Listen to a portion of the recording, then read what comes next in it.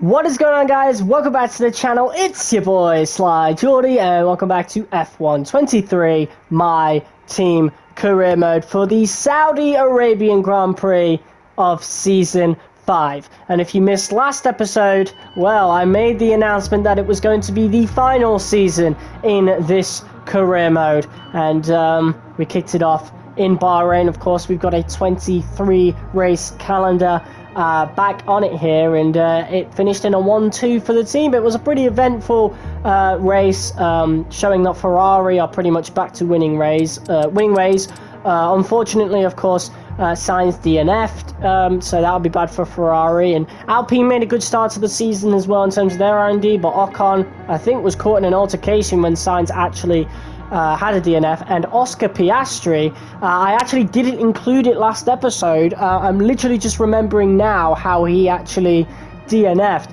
He DNF'd right as the safety car finished, but I didn't include it in the video at all, and I do apologize for that. But yeah, either way, Piastri DNF'd as well, so not a good start for McLaren at all. Even though they did get 4 points, they came away with 4 points with courtesy of Yuki Tsunoda.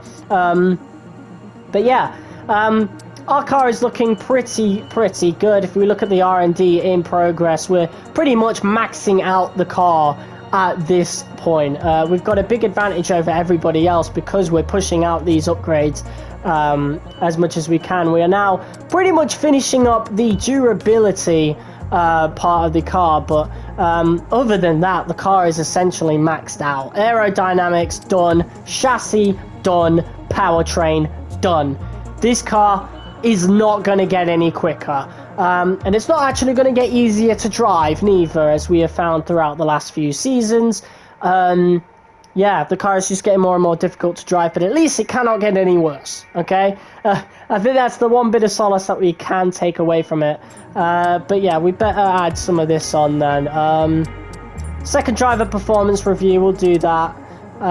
Visit sponsor headquarters, we'll do that one as well. And yeah, that's pretty much it. So we have the 3 durability parts coming in now. Are they all going to come in? Yes, they are. No failures whatsoever. Wow. So now we only have 2 upgrades left to get on this car, and then it is done. It is literally like, we're literally done with the car.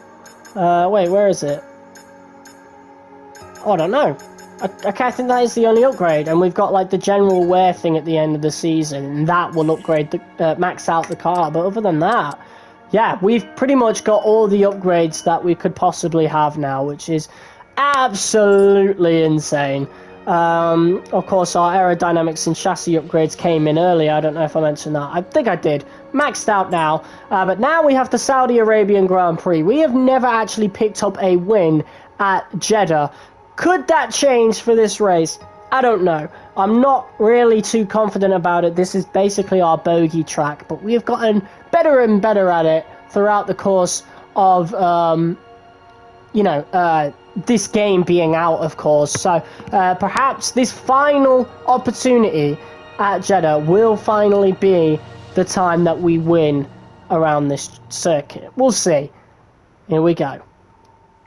Oh, well, that is certainly mixing things up. Qualifying will be in the rain. Oh, that's insane, that is. Okay, how are we going to deal with that? Like, we're going to have to really think about setup changes, whether or not we jeopardize for the race to make qualifying better, or what? Oh, God, that's crazy. I've never even driven Jeddah in the wet, neither, which is insane. Never, ever have I done that. Oh, my God. I guess the good thing about this maxing out the car, though, now, is we only have to do 1 practice session, and we don't even have to do that. It's just I want to do the practice session just so, you know, I get warmed up around the track, learn it again, get used to it. But yeah, we don't need these 2. The other practice sessions are usually for developing R&D points, but we pretty much got all the upgrades now, so we don't have to do any of it. And to be fair, there doesn't seem to be that much chance at qualifying. There is a 43% halfway through the session. So as long as we get out early enough for qualifying, I'm sure we'll be fine. I don't know, but let's have a look at the progress history, see if anyone's brought any upgrades, and no, they have not. There are no upgrades for the other teams going into this session, so we have an absolutely gigantic advantage here. So if a JEDDAH win, finally a JEDDAH win, if it's ever going to come for us, it's going to be this one. It has to be this one, because we have the best car by far. But we're going to stagnate through the rest of the season, whereas the other teams have now got to be playing catch-up. We're essentially the RB19 of 2023 right now. We're going to be... I'm not going to wait for everybody to play catch-up. You know, I'm going to be like Verstappen now. I'm just going to go as hard as possible, even if it results in boring races. I want to pick up that championship. I want to pick up as many points as possible. But who knows? Maybe we'll have some surprises along the way. But yeah, let's get into it.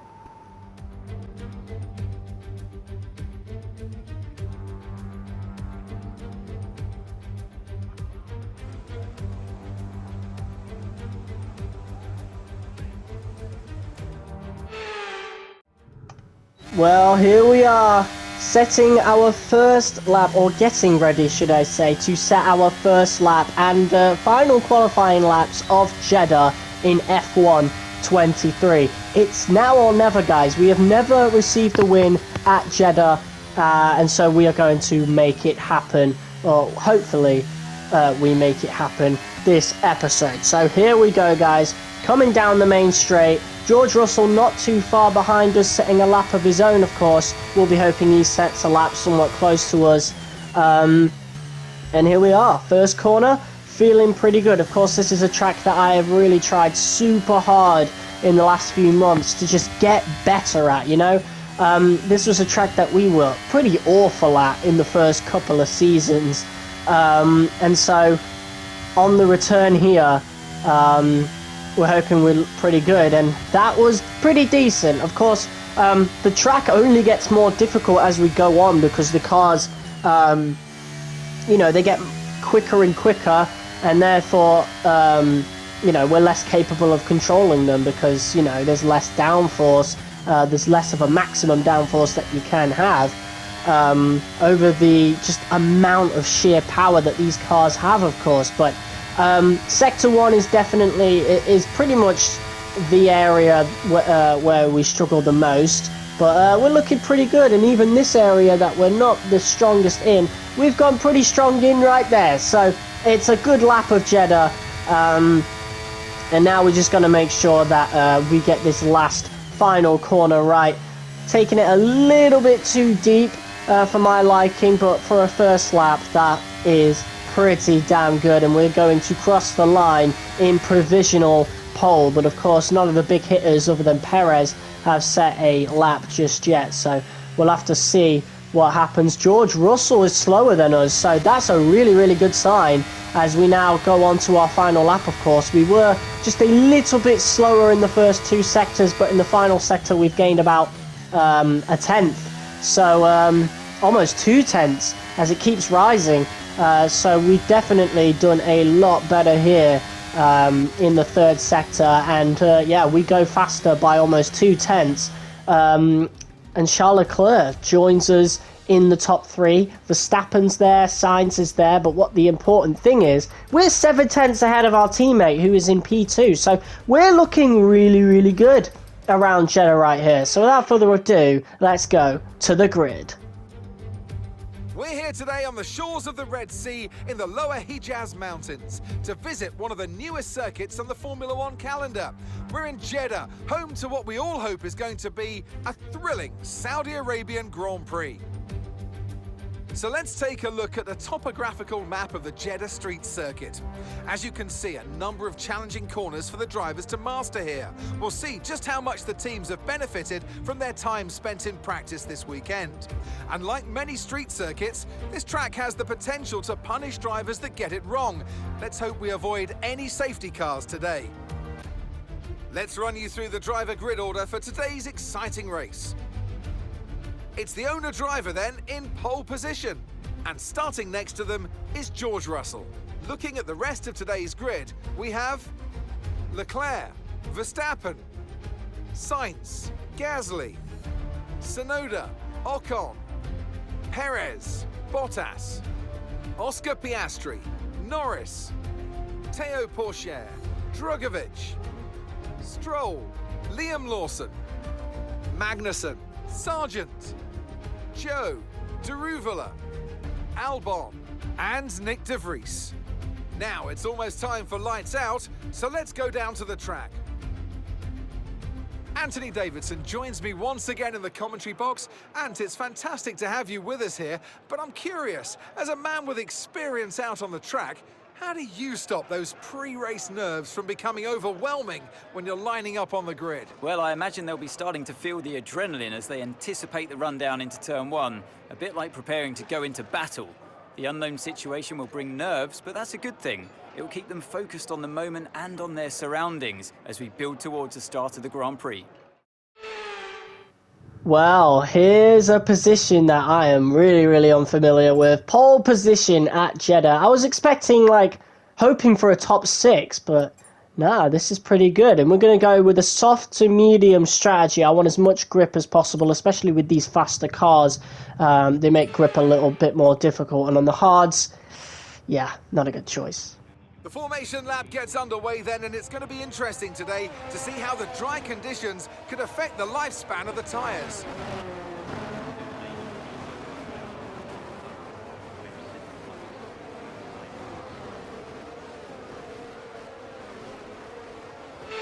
As the cars come back towards the grid to line up for the start of the race, each driver will be wanting to get the best start they possibly can, and they'll be hoping to finish today's race on the podium, and failing that, within the points.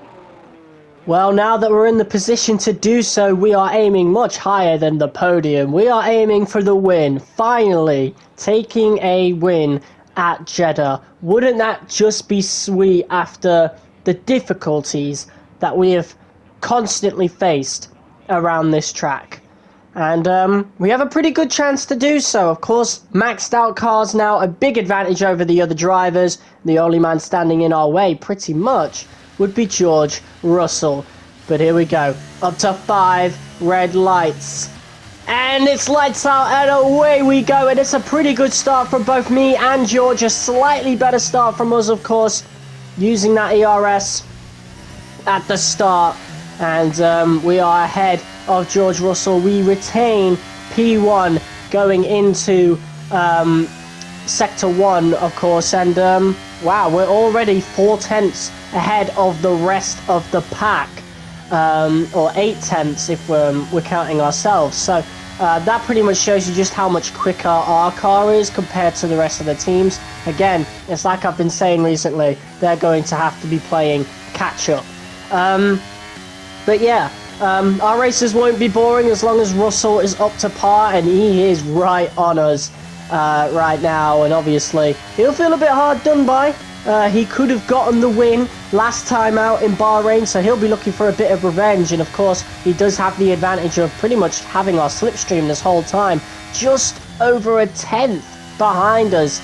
Just a 10th separates us. He is so close to us right now as we're spending our ERS just to stay ahead of him. Of course, this is going to be a lot more difficult once DRS gets enabled. And I mean, even without it, George Russell now looking to go around the outside, getting pretty close to us, costing us a bit of time so the rest of the pack can catch up. But we are still ahead, and that is what matters thus far. But he is right on us, and we're not even able to keep the lead for that long.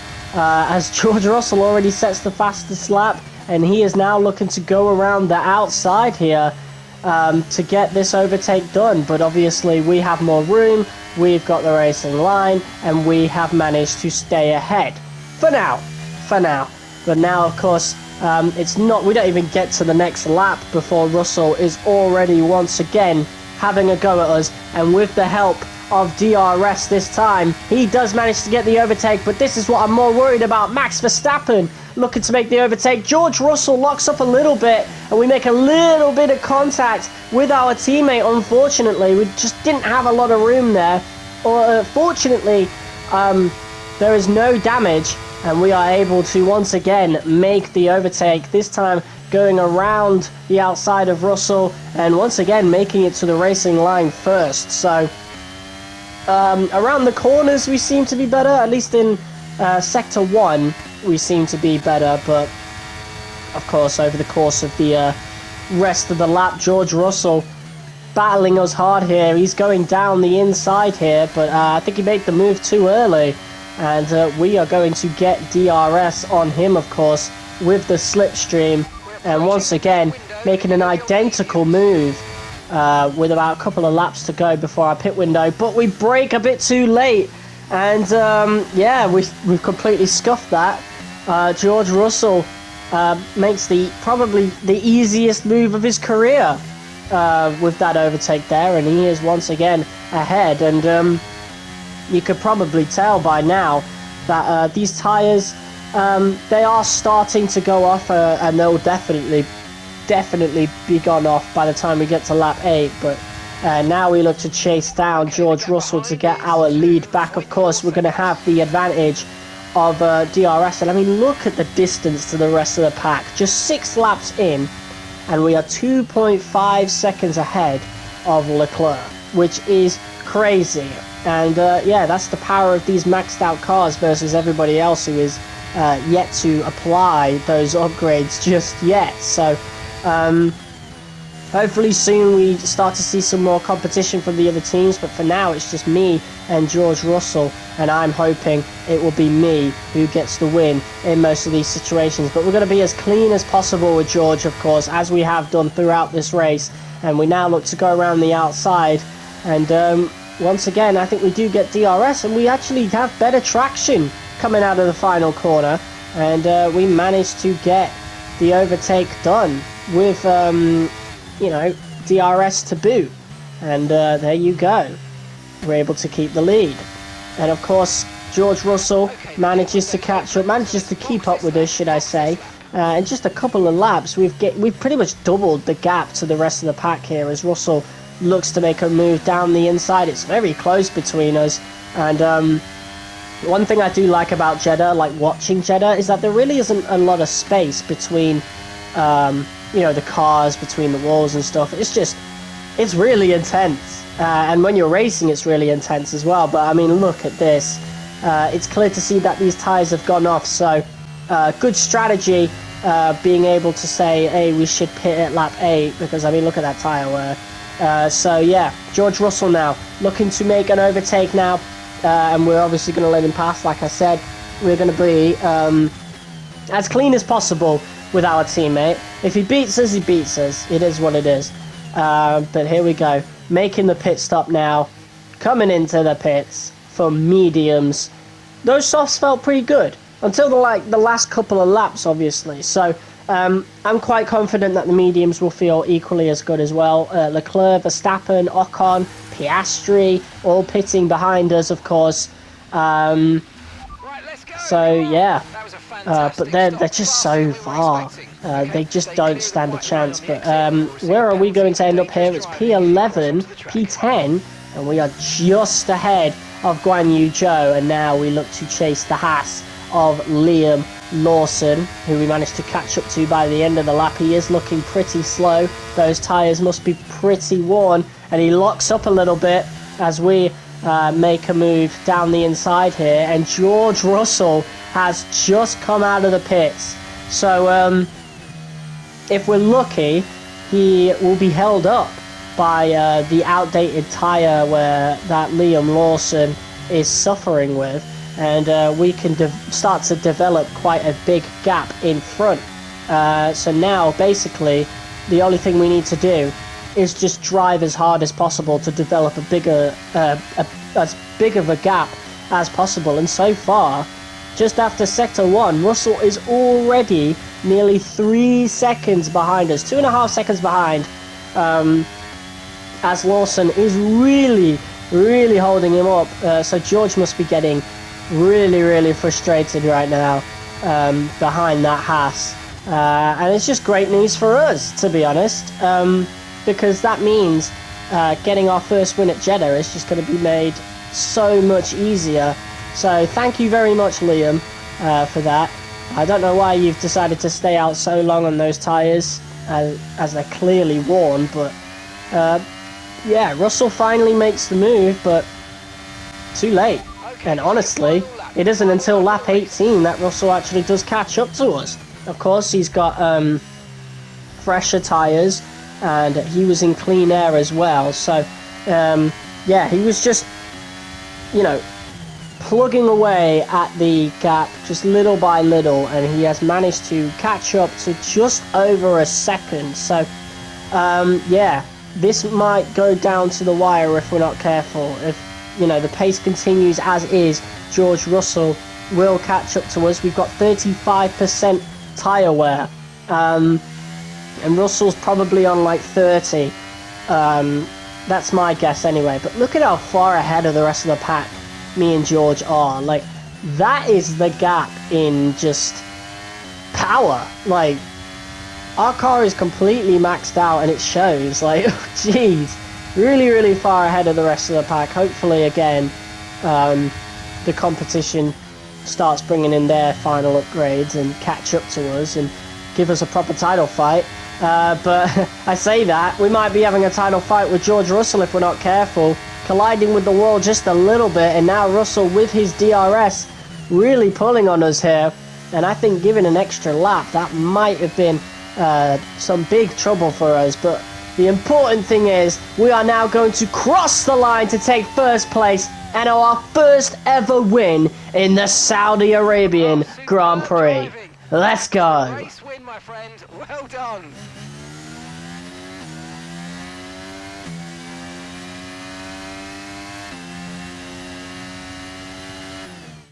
A sterling effort from the team and a magnificent drive to secure victory here at the Saudi Arabian Grand Prix.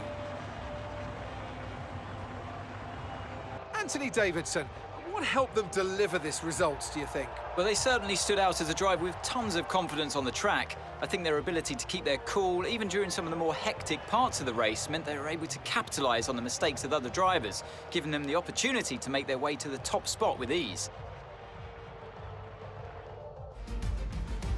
The faces on our top three look so incredibly happy as they make their way up to the podium. A much-deserved victory and a brilliant performance from them all. Well, it's back-to-back race victories for us, back-to-back 1-2s for the team. It's great. It's a beautiful start to the season for these first couple of races.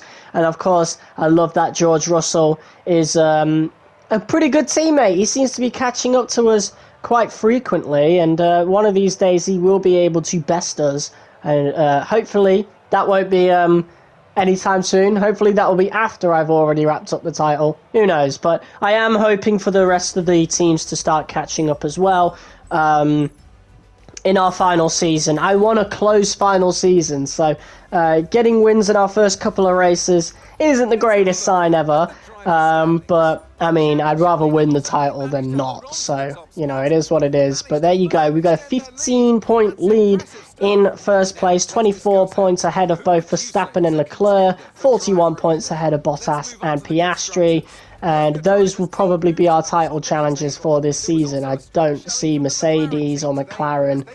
Well, I don't know. Piastri might creep up there, but I don't see Aston Martin and Alpine doing anything. As good of a driver we know Lance can be, he's a bit too inconsistent, so I think he'll get some really worthwhile points for Aston Martin, but he won't be challenging us anytime soon.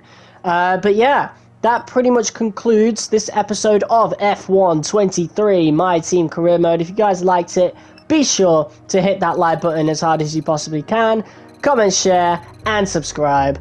And yeah, I'll see you all in the next video. Until next time, peace.